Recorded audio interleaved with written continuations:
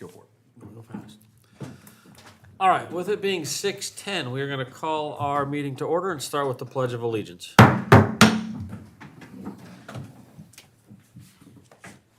I pledge allegiance to the flag of the United States of America and to the republic for which it stands, one nation, under God, indivisible, with liberty and justice for all. All right, just quickly roll call around the horn, please. Peterson? Ora, Steichen. Nash. Olson. With that, we have our agenda. I didn't see any additions, subtractions. We should be good. I'll entertain a motion for our agenda. Motion to approve. Motion by Nash, Second. second by Bora. All those in favor say aye. Aye. Opposed? Motion carries. We have our consent. Questions, comments? Hearing none, I will entertain a motion.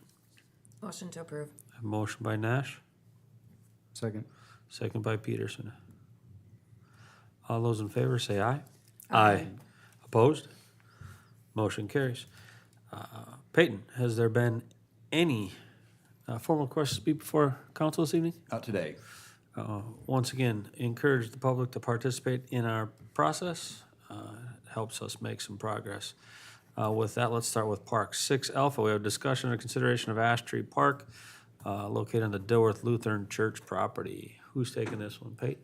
I will take this one. So we have been in discussion with Dilworth Lutheran Church regarding Ash Tree Park. As most are aware, Ash Tree Park is located on the northeast corner of the property. And a little bit about this park, well, here's a picture, but there's no formal agreements that have ever existed between the city of Dilworth and Lutheran Church. There's probably been some handshake deals done through the years, like in exchange for X, you can have, clearing snow or whatever it may be. You can house equipment out there. There's never been part of our CIP plan. We don't add to our budget or review it on as far as from a park board consideration for new equipment out there.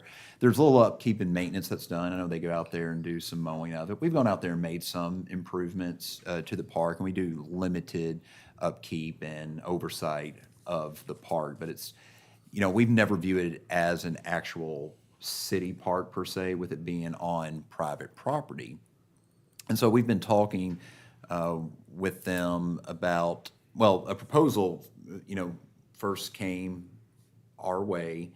And when it first came to me, I first wanted to get a sense from the park board if they were interested in having a presence over there at Dilworth Lutheran Church or at Ash Tree Park, trying to maintain it.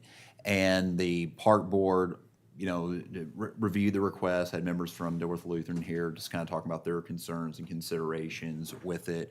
And they ultimately said, yes, they would like to maintain a presence over there. And also as part of their recommendation to keep it part of the, or to keep it or bring it in within the park system, a request to have it relocated to the northwest corner of their property.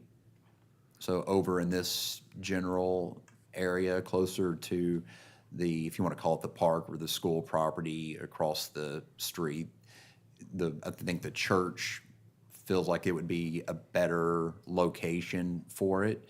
And so that was part of the consideration discussion points of that meeting. But anyways, they forwarded on a recommendation to, maintain a presence at the park. They didn't really get into any of the other nuts and bolts type things that we're going to talk about on the financial side of things.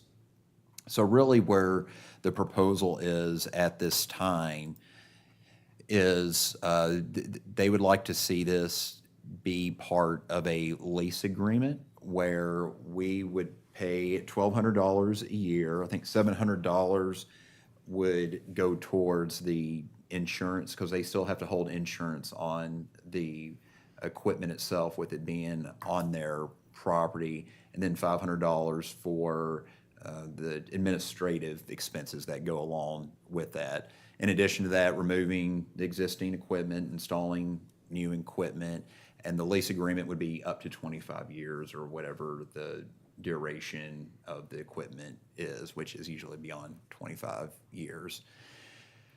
They would continue, Dilworth Lutheran Church would continue to maintain the land below the equipment as well, so which is effectively just mowing the grounds. Now, this would be up to the park board as far as determining what type of installation would go in, what type of park equipment would be there at that park.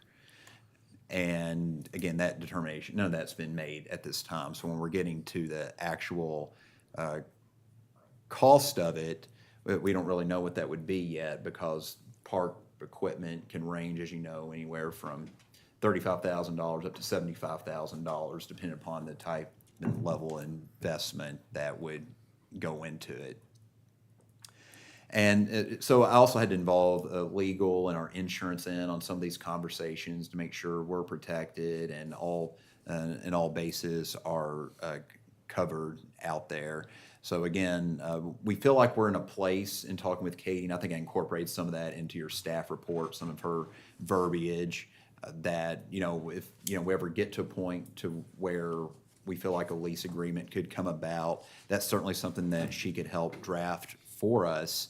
And it would spell out all of these terms and handle all the, the negligence and all the other legalese to make sure we're protected in the event something were to occur by one of their workers on site, like if it's something due to their negligence, going on, so that the city doesn't get, sued as well as part of it. So we feel like we have all the bases covered there. I first wanted to make sure it was legal, and also checking with our insurance trust folks. They seem similar, or other agreements, they didn't really get to the financial side of things, but this is not an uncommon thing to see something like this, and the city would retain full ownership of the equipment. Yes, sir.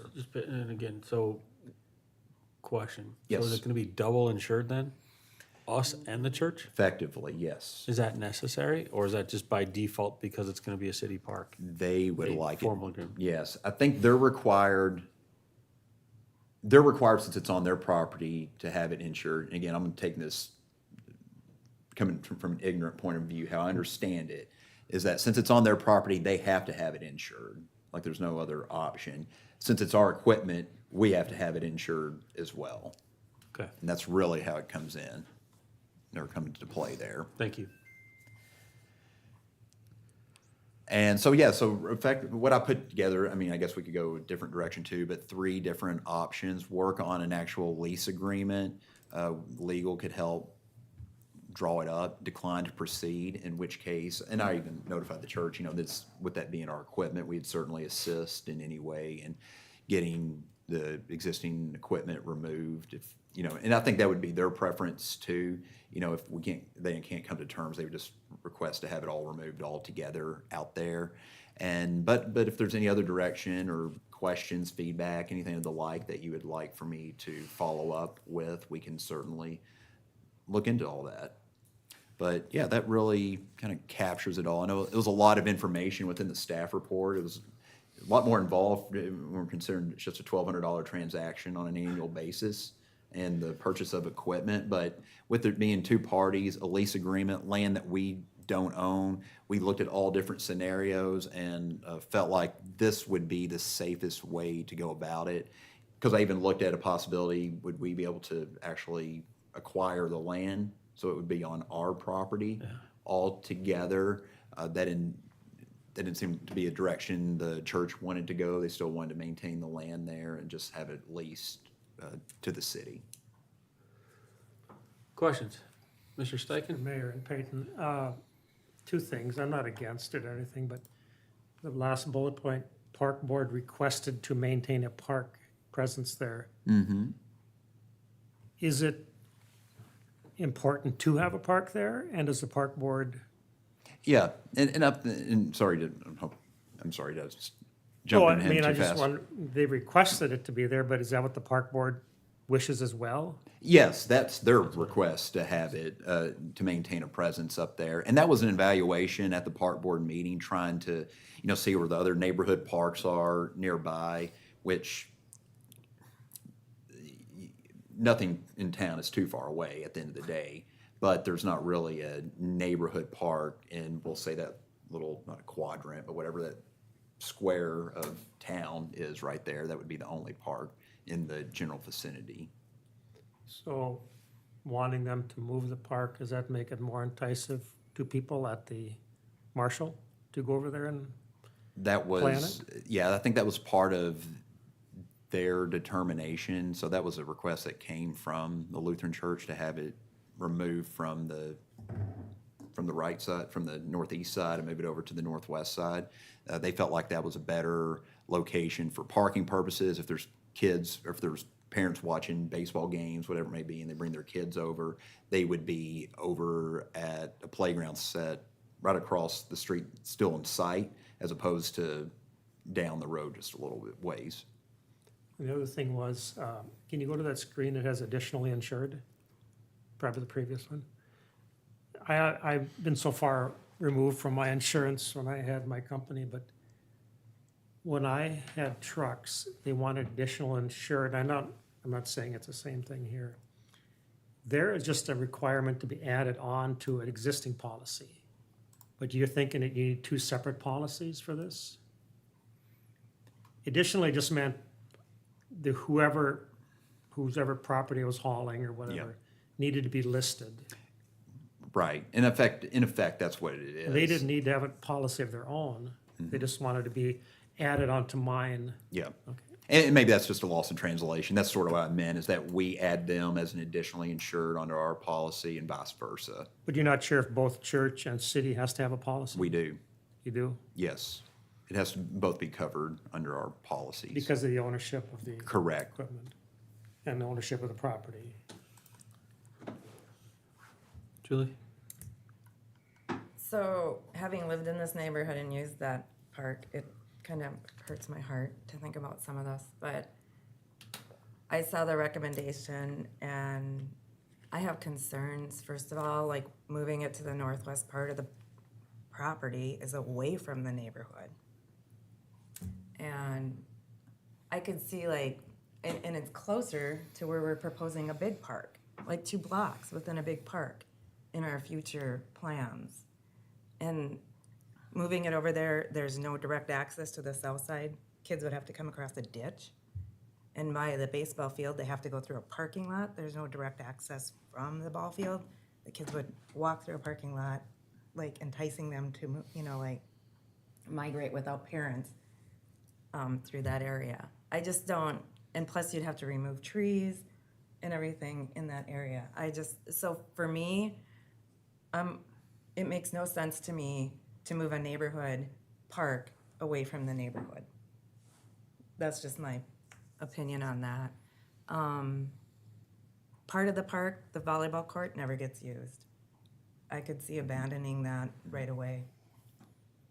It's, the only people I see using it are the Lutheran Church. And I'm not really sure. I guess one of my questions is, I see they say they put $2,400 into the park a year. I'm like, what is that $2,400 they're putting into the park? Because basically the volleyball court's sand, so it's a tiny perimeter around it. We're mowing for a few months a year. Could the city, we could save a lot of money taking over maintenance of it if that's our desire to keep the park. I'm not sure if the park board is ready to carve $1,200 out of their own budget. Like, they've got an extra $1,200 in there. What other park do we put $1,200 into a year on our own property? That's my concern. To pay and what precedence it's setting. Like, if another church wants a park, are we now going to have to then also pay that church to put a park on their property? I'm concerned about us paying to continue this park at that amount of money. It seems a big ask, if it's a benefit to the church to have it there. I'm not sure where this came from. We inherited it. That's where we are. There's no plus or minus about that. But if the church wants to keep the presence, why are we paying all the costs for the church to have a park there? I don't understand that. Anything else, Julie? Thank you. Comments? Peyton? The only, thank you, Mayor, the only comment I'll make is, as far as the location of it goes, one side versus the other, I'm not sure they are, I know that's the preference. I think if it were to remain at its current location, I don't know if that's, I don't think that's a deal breaker necessarily for them, but that was the recommendation to have it on this side, on the northwest side. Unless they're thinking it could be a future parking lot. We did kind of talk about all this at Park Board. The volleyball court, we didn't really come to terms with that, if that's ours or theirs. There was, and the $1,200 part wasn't talked about either at that time. So when the Park Board did decide on this, those two things weren't really, like, they didn't mention $1,200 renting or whatever it is. The thinking was there is another parking lot there for parents to park, so it's kind of the same. I mean, you're just moving it from one side of the block to the other. We didn't necessarily think that was taking it out of the same neighborhood, I guess. I'm trying to think of what else we talked about. We did ask them if they were considering pitching in for any of the equipment. We didn't really get that settled either. They were gonna go back and talk about that a little bit more. So I guess that's all the extra details I can provide from that meeting. I'm trying to think if there's anything else. I think the only other thing I would add, because you're mentioning, Councilmember Nash, about the future park that we would put in. I personally felt like, and I think the park board felt the same too, why they would, because that point came up, you know, but that's in, one, we don't know when that's gonna be, but secondly, I think that's far enough away, distance-wise, that we would not consider that within the vicinity of being within the neighborhood. That was the viewpoint, at least. Thank you, Amber. And I had, Julie, my initial concern was the same thing. Why would they move it? But I've also been around long enough where they moved a baseball diamond off of that same area. So I've been around for quite a while. I was like, why are they taking the baseball diamond away? So I had the same question as well. And I'm glad that the park board kind of went through. It's like, okay, there's a lot of similarities, because that answers a lot of my questions. And the fact that the park board wants to keep it. I think that carries weight and that has value. Yeah, and I also like the idea of the kids being able to go across the street and play if they're at baseball games and run around, and there's options. I think it is 6 in one hand, half dozen in the other, and I don't know what the north side park is gonna look like. If there will be amenities like that within a block or two, and you know, how that plays out, I'm not sure. I'm not opposed to this either. I remember my days on the park board, and maintaining neighborhood parks was key. And when we're looking at this, I still think we have to make sure we're looking at the best deal for the city of Dilworth in terms of the annual payment, you know, with insurance and everything like that. Peyton, I will put that in your court to come up with a deal that, I mean, that's their ask, right? And that's fine. They should have an ask, but I think we should have a response. And it's also going to be important that, like, we minimize and limit our liabilities. Like, that's the, you know, someone gets hurt mowing or someone gets hurt playing, we keep that as clean as possible with a nuanced agreement like this. But I am not, I don't want to limit opportunities, and by taking away parks, we limit opportunities. And that's the last thing that I want to see happen.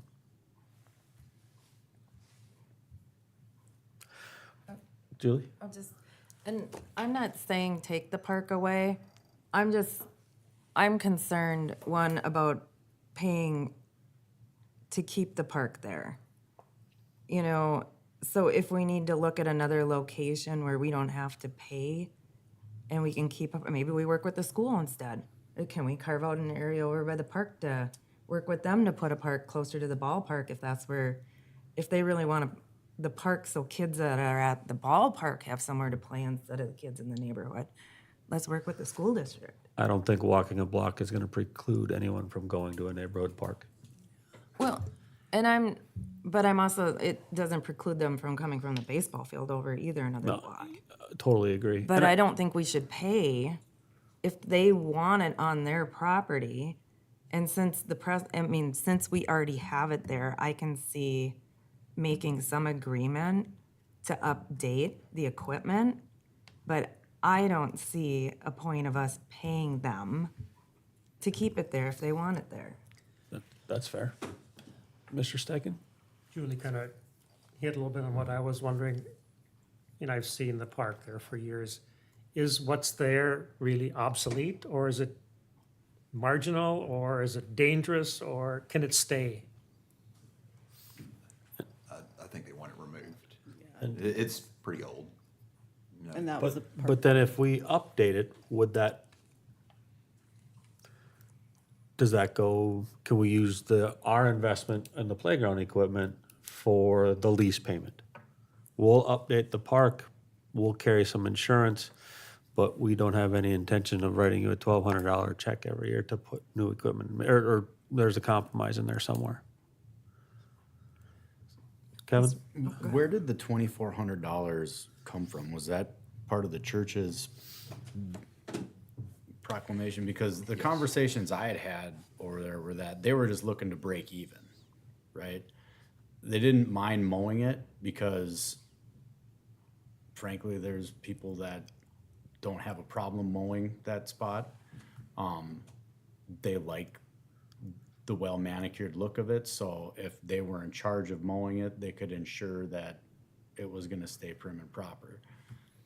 So where the 1,200 turned into 2,400, I'm not real sure about that. But the conversations that I had previously, and this has gone over my head since then, was that they were just looking to break even.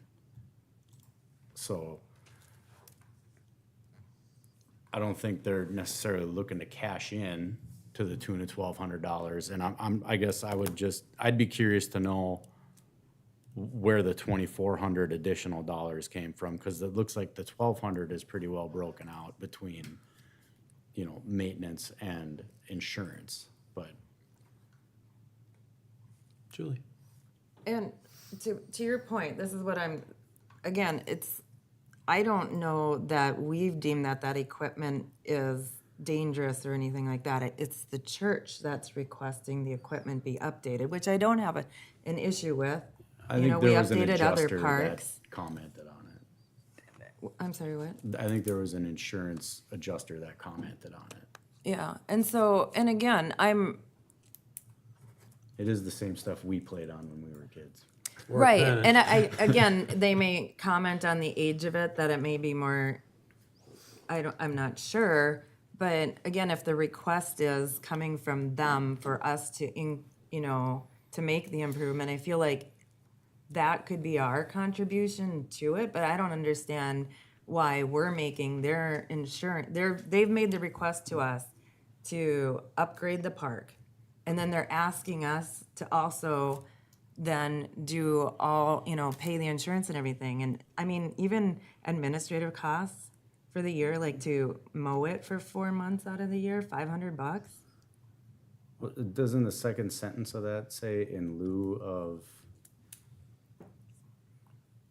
Are they even asking for? Well, I don't want to conflate a few things. So I received the original proposal from them, and based upon our back and forth negotiations, that's where we're at this time. The $2,400 is what was presented to me from Dilworth Lutheran Church, saying that's what they put into the park on an annual basis, mowing it, insurance, overhead, whatever you want to say. And where we got to at this point is the $1,200 number, $500 or $700 a year insurance, I believe, in $500 for administrative costs.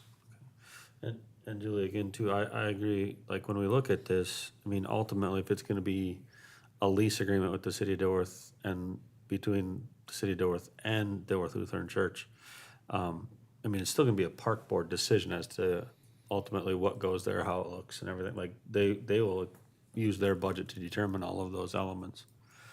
And again, having that conversation about the finances and everything, I think is a good move forward. And I do also value what you said, Julie, is like if we're gonna put, because park equipment is ridiculously expensive, we know that. And maybe that upgrade offsets any other additional costs or part of the other additional costs that we have. Right. Julie? I'm just gonna add one other idea though, because again, if we're talking, I mean, we don't have any other park that we have to spend $2,400 a year on. So if the church is spending $2,400 a year to keep a park on their property, why don't we work with the school who already has a park that would probably not have any additional insurance costs and carve out maybe part of their parking lot? Why don't we put the park over there and work out some lease agreement with them, you know, like with the pool, provide them park equipment instead of having someone pay $2,400 a year to have park equipment on their land? Doesn't it make more sense to move it another half a block and a half, if that's your intent, than work with the school district so no one's, if it doesn't cost us anything to do a rider, I'm sure it doesn't cost the school district to add another playground rider. You'd have to like remove a baseball diamond then. No, like if, I mean, the parking lot or something, you know what, I'm just saying, why not move it? Again, we're putting it, if we're moving it closer to the ball field, if you went and stood on that corner, you're going south, it's a ditch. There's no access to any other homes. So we're basically, why not move it another half a block or see if the school district has a space that they would like? I mean, I don't want to assume where they would want it, but if we're going to move it anyway, if we want to keep a park, why not work with the school district to see where they would want it? I think we should find out what the expectations are financially. And I'm I also think looking, it's- go ahead, I'm sorry. So Go ahead. I think it's Finish. legit to ask the question that if the Absolutely city is. was willing to make the investment in new equipment, would there still be a financial ask? Or is that part of the nuance of a lease agreement? Does there have to be an exchange?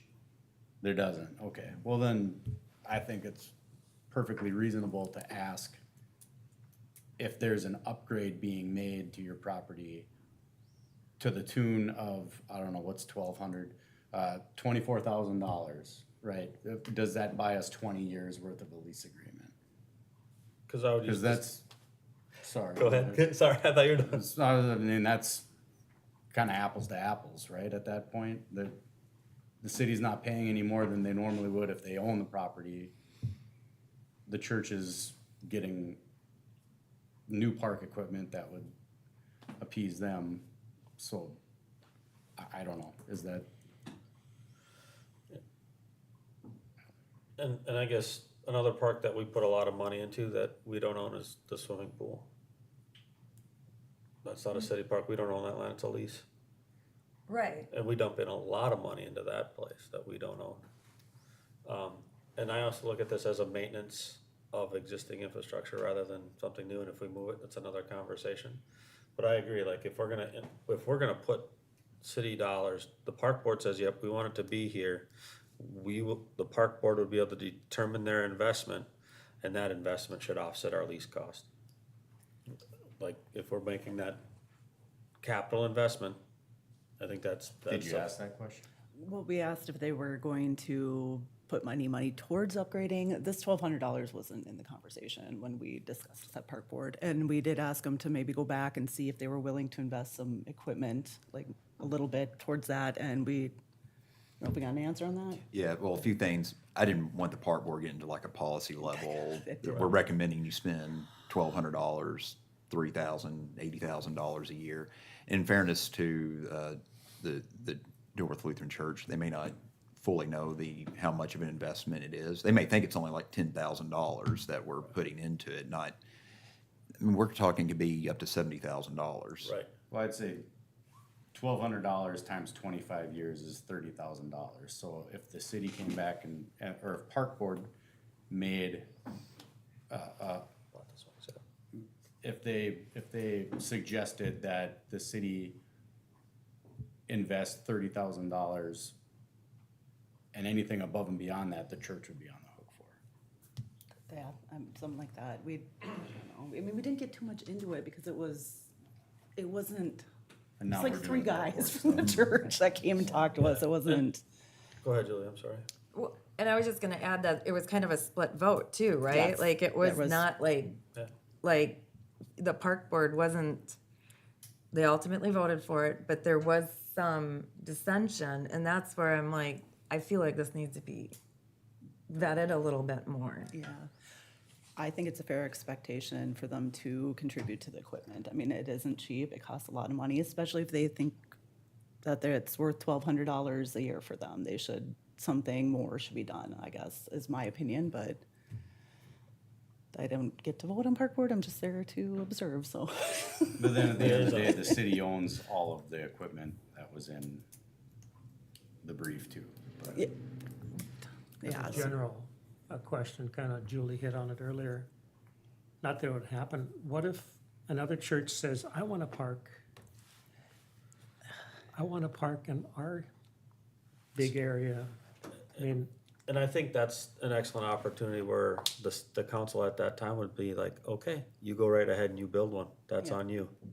Unfortunately, the council that's sitting here at this time has inherited this little nuance of a park that maybe the city didn't want to buy any land at the time, and the church generously donated to that city park. So we get to kind of sort it out, but my recommendation to all future councils, and private parties that wanna put parks on their land, that's on you. But this is a unique circumstance that we get to delicately navigate through, right, as we have this conversation. And again, I brought my kids to that park. I sitting on the park board, I remember Milt Apotral telling me how important it is for community parks. They serve many different purposes, and I share many of the reservations that have been expressed here, and also a lot of the optimism that it's an opportunity to enhance what's going on in the neighborhoods. I, for one, would like to see a continuation of the conversation to develop a lease agreement, right? And have some concrete language that identifies the responsibilities and then also the expectations of both parties. But I'm of the mindset if the park board decides to make the investment in some of the capital projects or whatever, like they're gonna put in a new swing set, jungle gym, whatever, slides, that the true costs of those items are shared, and that's our investment in a lease payment. Our lease payment, from my perspective, if we're gonna invest city capital in that, we're not making a lease payment. We can come to a happy medium in between there. I'd second that. Yeah, I agree. There's gotta be some kind of financial midway. I don't even know Yeah. what the correct word is, but there's gotta be something more than us just paying Right. them and then paying for all the equipment. That It does, seems like we're paying twice. yeah, that doesn't sound right to me either, so I'm full agreement with that. We'll make the capital investment, but we're not gonna make an annual installment. Cause that's also the other thing, like, we don't have an annual installment for the swimming pool. We just maintain and upkeep the swimming pool. Yeah. Just maintain and upkeep, maintain the equipment, update the equipment as the park board would deem necessary, go from there.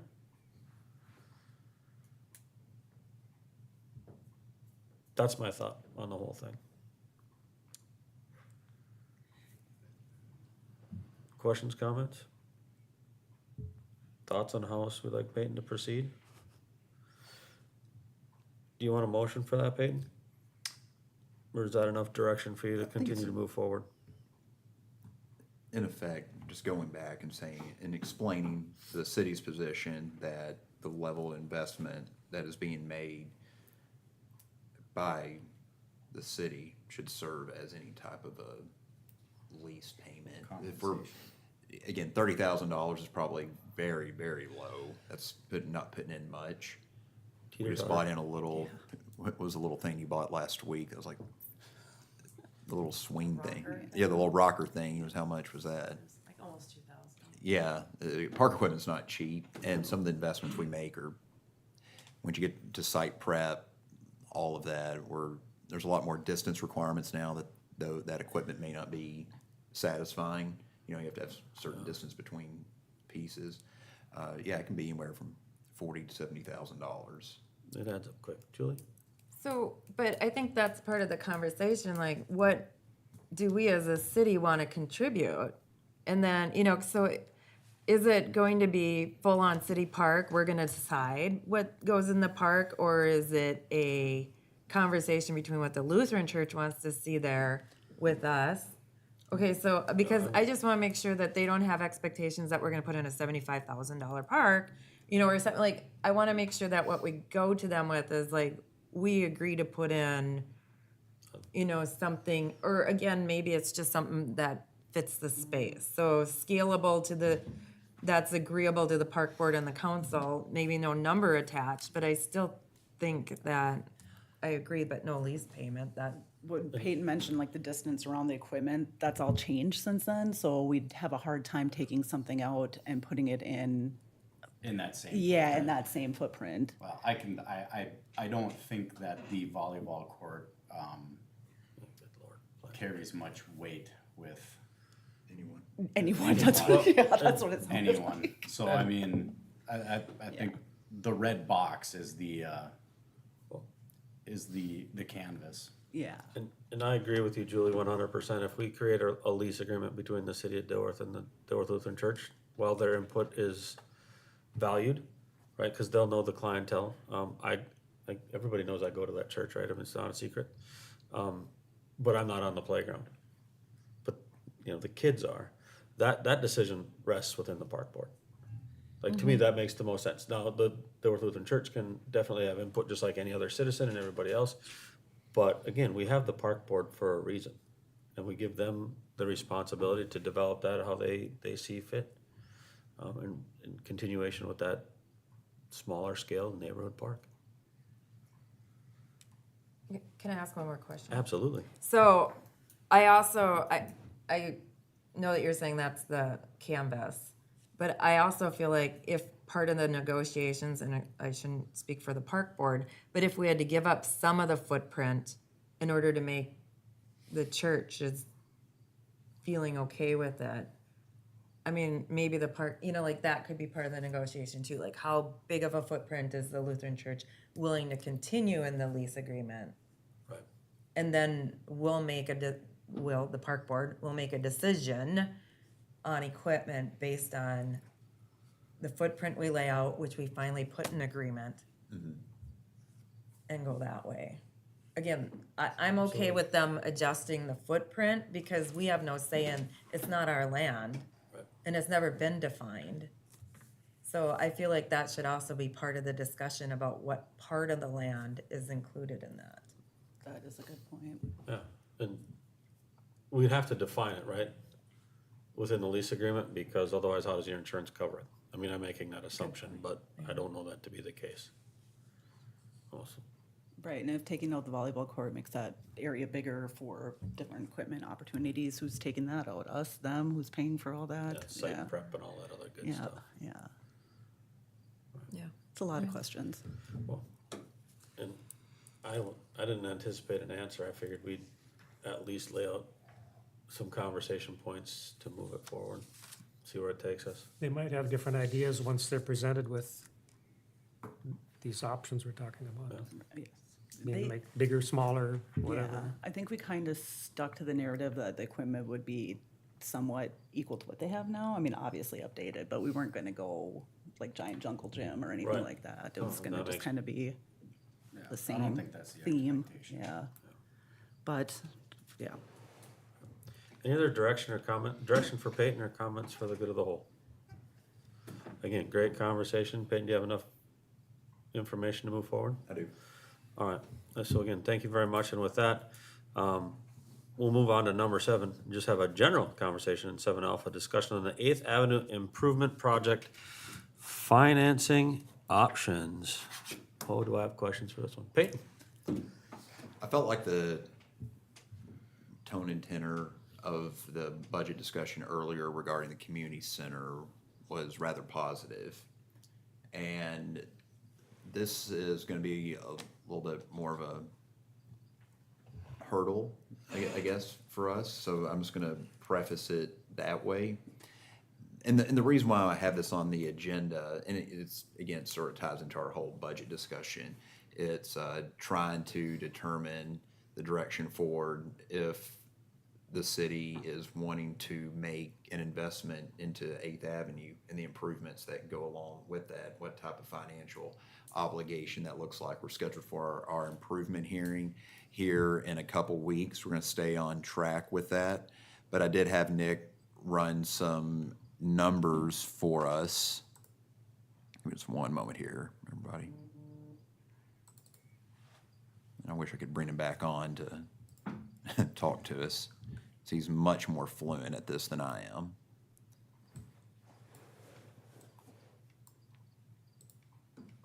Oh, let me see. Why is everything $10 million? Yeah, everything's about $10 million these days, it seems like here.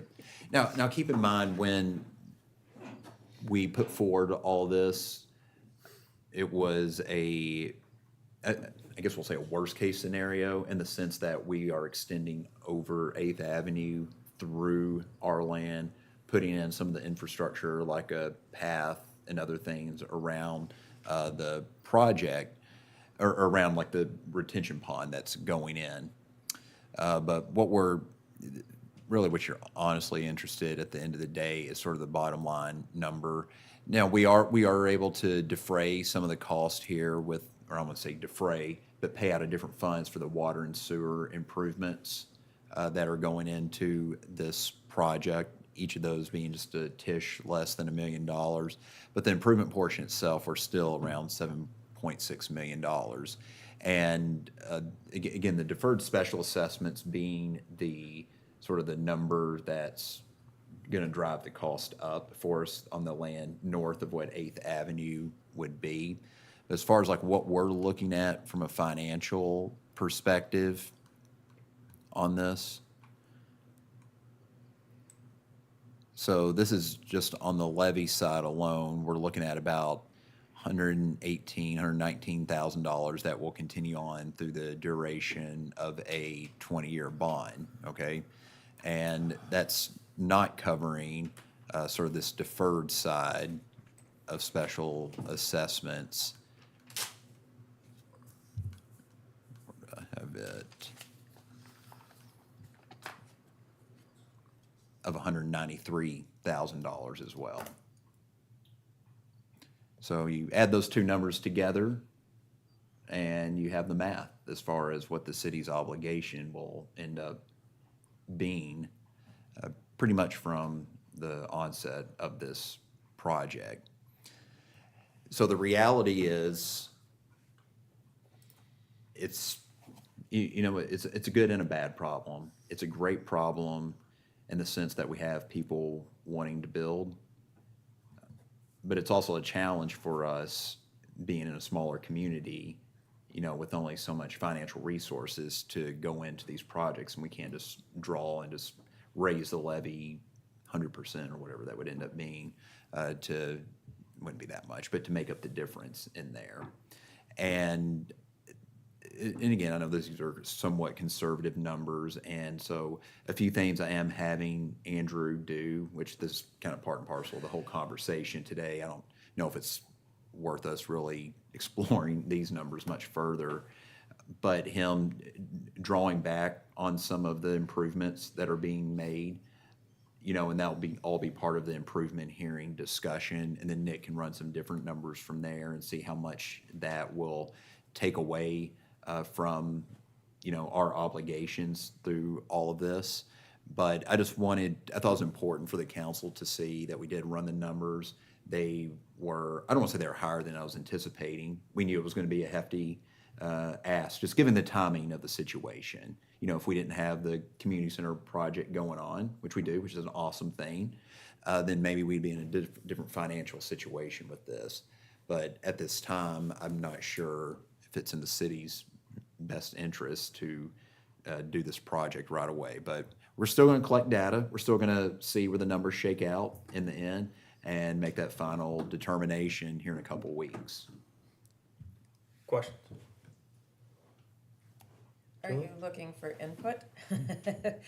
I would agree with what you're saying. I think we need to scale it back Yeah. until a point that we don't have so much under deferred that we probably could then finally feel like we could put in those extra pieces we wanted, but not knowing when the rest of it's going to get developed, I feel like we scale it back. And the kicker with this, though, is that even scaling it back, we'll say, it's still gonna leave a lot of assume, it just depends to the extent you bring over Eighth Avenue. I guess you can really cut Eighth Avenue short and just bring it down to the residential piece and not even bring it through the other landowner's property, not even up to ours. Julie? I would like to see that option. Yep, we are. Okay, Yep, that's one thing Andrew's gonna look at. sorry, I'm just overwhelmed by all the. Well, and that makes sense, but, you know, at least the road through the park gives us options to utilize the land right now. And it's gonna be cheaper to do it now than it's gonna be in 5 years. And what is it, a block, maybe 2? It's probably like $2 million, but it's great to see it, so we can determine whether or not it's worth it. When we look at this, do we have to defer specials? And what's the impact if we don't? What if we just put it all in the books right now? Can we do that? Like, if they wanna develop this, right, if we wanna move this forward, can we just levy all the taxes right now? And just build Eighth Avenue, we'll say. Well, like, if we have Eighth Avenue, right, cause some of it's gonna be deferred or whatever, what, can we just not defer the specials? Cause we're on the hook for the deferment, we have to raise that without the money coming in. I'm not sure we can tax the farmland though. We'd have to defer that, right? That's what I'm asking. Yeah. Like, do we have to defer the specials? I'm not sure if you're statutorily required to defer the specials. I mean, again, we're having a discussion as to how we wanna fund this, because at our last meeting, I was like, this is a huge build right now. Where we're at with everything else, I mean, it's substantial, and a big part of that is we don't get to capture, we have to defer some specials. Or do we have to defer some specials? Because now if we're able to capitalize on all of the options to generate the revenue, does that make it possible, or, I don't know. I'm just asking so I know and can make an informed decision. Cause I also know that sitting on deferred specials, they can expire and then we have no recourse but to try to capture them, and I don't like that idea right now. I really like the idea of putting in Eighth Avenue and having all benefiting property owners pay for it without deferment. Or at least seeing what it's showing us what we can do. Just a question.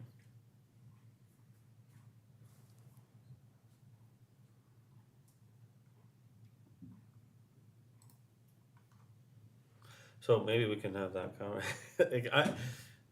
I'm sorry, I should have led that with that one earlier, Peyton, but I've just been kind of having a lot of, I mean, it is, like, this is potentially the third project, right?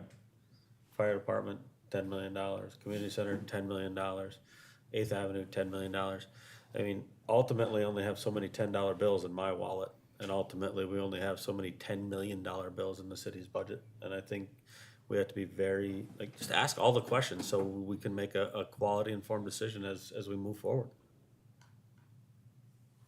Mr. Steichen, you look like you want to say. So I don't understand it as well as you do, but you're asking if the developers could foot some of the cost? Is that what you're kind of getting at? Yeah, Or a kinda big like- part of it, or Ultimately, all of it, the or- deferments where they get to pay later once it develops and all those, I'm not interested in entertaining that idea right now. Like, with all the money that we're investing, I'm not comfortable with deferring. I mean, what's the total deferment? Like, That's I'm not comfortable without complete funding of the project and outside of the city of Dilworth. Like, I'm I'm just not. guessing that does take place other places, that what you're referring to? Well, there's all kinds of examples throughout the state where if a developer's coming in, they foot the whole bill. Is that just what we do here, or what past practice is here, or in the area, or? The whole like, and I can only speak from my experience, Mr. Steichen, is that's kind of part of the process. Even right now, we have deferments on 7th Street from the projects that we've done, because it's technically not developed. But what that does is it puts the onus of the financial responsibility on the established neighborhoods in the city of Dilworth. And I'd feel much more comfortable with this project, at least looking seriously at it, if we didn't have to defer specials. I'd agree with the mayor on that. I mean, I agree. it's just something to consider and something to look at. And I'm all in favor of this. I want 8th Avenue to go at least to the park, right, that we own, because I wanna get the parks built. I wanna do that too, but good Lord, it'll probably be another $10 million. I don't believe it's required, to answer your question. Okay, and I think, to defer it, not required to I'm just defer. looking at the toolkit. There are 3 types of authorized deferrals: undeveloped property, which is what we That's- typically do. yeah.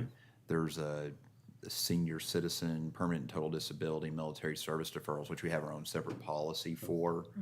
And then Green Acres land, which is, I guess, kind of tied to this too. But I don't know if there's I don't think there's a requirement for this, because it says cities are authorized to let a property owner defer payment certified until a later date, provided the property owner meets the certain criteria. Mhm.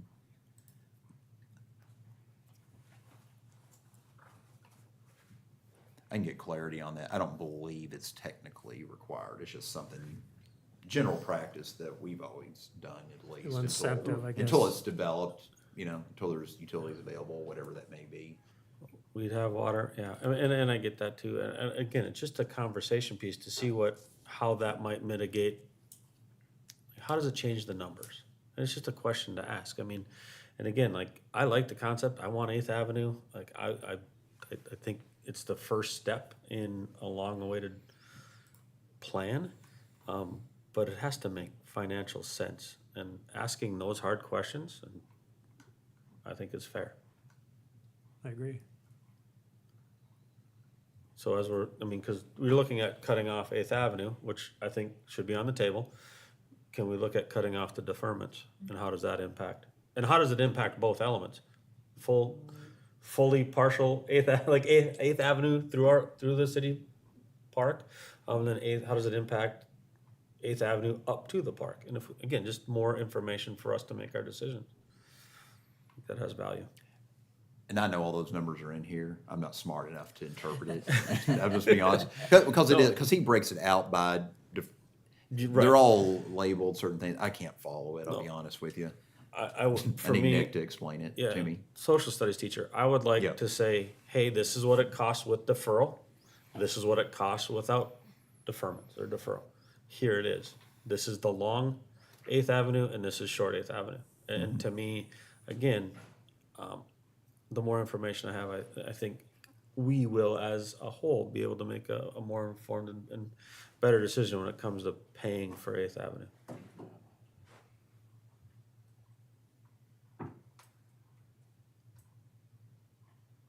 Is that enough direction, Peyton? Any other thoughts or processes? Remind me of how long, if you don't capture, you got the deferments. That's 30 years. 30, okay. And so typically what happens, like say this is a 20-year bond, I believe is what he put together here. So let's say in 10 years it develops. At that time, we tack on the 20-year repayment at that time. It's not just the difference between them. They still have to pay that full amount at that time. Is there that's another question for, like, time value of money, do we get the interest that we had to pay and all that? I mean, cause we're paying those payments up front. We're paying the interest on that, so with that, when and if we're able to capture the deferred payments, do we have that time value of money that comes in as well, or is it just the interest? And I think we get the interest, but I don't remember. Yep. Okay. And again, I say that because we're paying it. I just wanna make sure that the city and the citizens are kept whole. Other questions, comments, thoughts, or directions for Peyton? It's a tough one. Well, just, and again, I appreciate the fact that, you know, we have, you know, Ellers and their team that can help me understand it. And I think that's fantastic. And I have spoken to the developers. They're aware of sort of the situation, just saying, explain to them this is going to be pretty tough, and they understand. Any other thoughts, council? All right, so Peyton, you have enough direction for that financing I do. element? All right, Yep. thank you very much. Let's move on to number 8 in City Hall, and here we go. 8 Alpha, we have a public hearing on resolution 2542, and at 7:06, we'll call the public hearing to order. This is a public hearing on miscellaneous assessments for unpaid yard mowing. Is there anyone, or staff presentation? Yep, just unpaid bill. All right, thanks for that presentation. With that, is there anyone here to speak in favor? Second call to speak in favor here or online? Hearing none, is there anyone to speak in opposition? Second call, either here or online to speak in opposition? Hearing no one, can you hear no one to speak on this? Having no one to speak on this issue, we'll call the public hearing to a close. Go with council questions, comments, or concerns. Any? Hearing none, I will entertain a motion for resolution 2542. Motion, oh, go ahead. So move. Motion by Peterson, Second. second by Nash. All those in favor say aye. Aye. Aye. Opposed?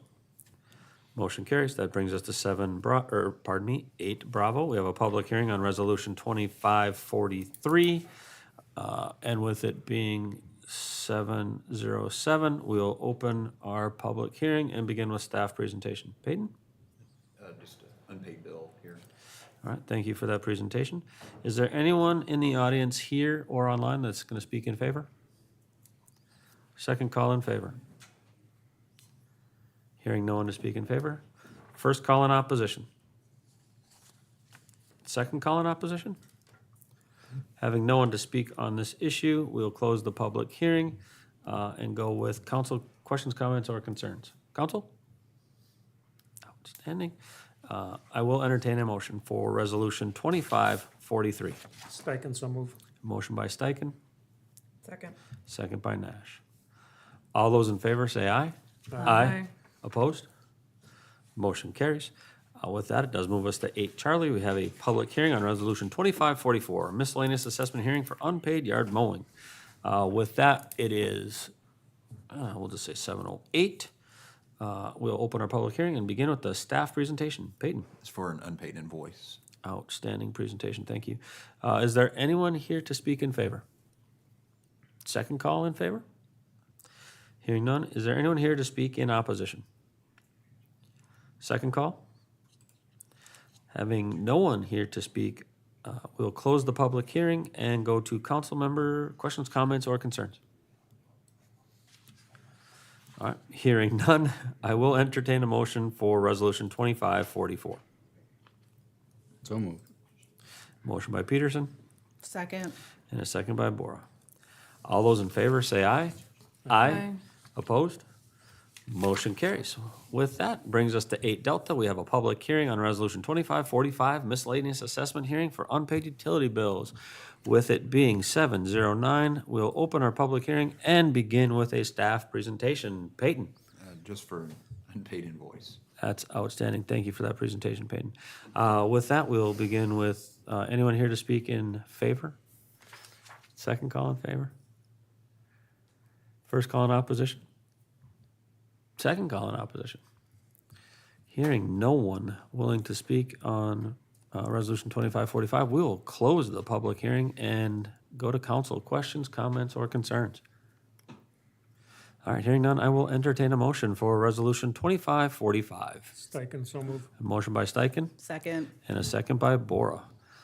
All those in favor say aye. Aye. Opposed? Motion carries. With that, it does bring us to 8 Echo. We have a public hearing on Resolution 2546, miscellaneous assessment for unpaid curb stop. With it being 7:10, we'll open our public hearing with a staff presentation. Peyton, It's an unpaid invoice there. is that all? All right, outstanding. With that, we'll move to anyone here to speak in favor? Second call to speak in favor? First call in opposition? Second call to speak in opposition? With there no one here to speak on Resolution 2546, we'll close the public hearing and move to council questions, comments, or concerns. Council? All right, hearing no questions, comments, or concerns, I will entertain a motion for Resolution 2546. So moved. I have a motion by Nash Second. and a second by Bora. All those in favor say aye. Aye. Opposed? Motion carries. Mercifully, we are done with those. With that, it does bring us to number 9. We have council members' concerns and committee updates. Around the horn, please. I'm good. Good. Mr. Sykin? Okay. League of Minnesota Cities Policy Committee on last Monday. They had a lot of discussion on policing issues, recruitment, retention, those kind of things. It's kind of interesting when you hear different incentivizing things that different cities have put out. And some have had pretty good, some have had great success. One of them was the CSA, or community, CSA, no, what do you call it? CSOs, they turn into police officers quite often, so I think it was Duluth had a great history on that. And then a lot of talk on cannabis, so the counties, we just approved another cannabis shop coming up, I think the second one in the county now, so. You probably have in front of you this flyer, longest table. Julie and I have been to the ones that, well, Peyton as well.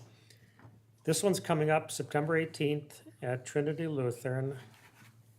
As of the other day, they only had Julie and I signed up from Dilworth, so I'd like to see all the managers get one of these papers. For those that aren't too much familiar with it, the whole idea is to bring people in from the community, and they're fully funded now. They got a huge sponsor list. And early childhood, I'll put a plug out for them. Early childhood incentivize, Sanford, the ARC, Ward Public Service, Affinity Plus, UC Hope. And the whole idea is you get there and you sit down at a table, hopefully with someone you don't know, I guess, that's the idea, and talk about questions and ideas. And they have a list of questions they typically would ask, if I could bring it up here, but we met some, I get turned into a family friend there, friends that were there.